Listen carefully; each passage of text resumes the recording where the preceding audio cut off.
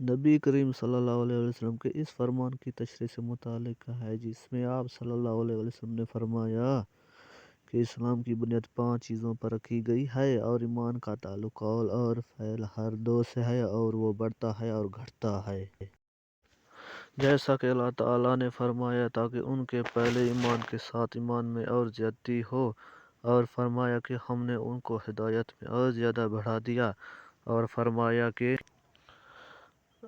اس صورت نے تم میں سے کسی کا ایمان بڑھا دیا، جو لوگ ایمان لائے ہیں ان کا ایمان اور زیادہ ہو گیا، اور فرمایا کہ منافقوں نے